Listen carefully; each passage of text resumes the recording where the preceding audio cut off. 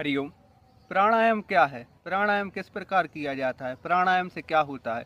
दोस्तों, प्राणायाम के बारे में यदि हम जानें तो जो प्राणायाम है वो दो शब्दों के योग से बना है, प्राण धन आयामः। अर्थात प्राण अर्थात जीवनी शक्ति, अर्थात जो हमारा जीवन है, जिस पे हमारा जीवन आधारित है, निर्भर है। अगर हम प्राण को लेना छोड़ दें तो हम मृत्यु को प्राप्त हो जाएंगे, हमारी मृत्यु हो जाएगी। और प्राण क्या है? प्राण है वायु, अर्थात जो वायु है वह प्राण का स्थूल रूप है। और जब हम वायु को ग्रहण करते हैं तो वह सूक्ष्म रूप से हमें ऊर्जा प्रदान करती है, हमें जीवनी शक्ति प्रदान करती है। और आयाम क्या है? आयाम है उसका विस्तार या नियंत्रण। अर्थात विस्तार करने का मतलब है कि हमें इस प्रकार से वायु धारण करना कि हमारे बॉडी के प्रत्येक अंग तक वह प्राण ऊर्जा पहुँचे, उसे ऊर्जान्वित करे। और आयाम के दो अर्थ निकलते हैं, एक तो उसको विस्तृत करना, तो विस्तृत करने का अर्थ है कि हर अंग तक वायु पहुँचे। नियंत्रण करने का अर्थ है उसका नियमन करना, अर्थात एक नियम के अनुसार उसको लेना छोड़ना।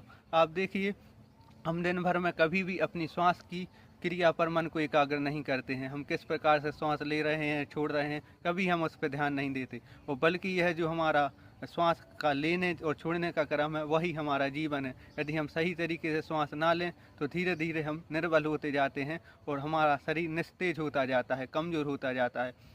तो इसलिए हमें ज़रूरी है कि हम अपने श्वास प्रश्वास के क्रम पर मन को एकाग्र करें। एक समय ऐसा निकालें कि हम अपनी श्वास प्रश्वास की क्रिया पर मन को एकाग्र करके अपने मन को नियंत्रण करें और अपने प्राणिक ऊर्जा को शरीर में बढ़ाएं। तो दोस्तों, इसके लिए हैं विभिन्न प्रकार के प्राणायाम। आप प्राणायाम का अभ्यास कीजिए, चाहे वह कपालभाति हो या फिर नाड़ी शोधन हो या फिर अनुलोम विलोम हो।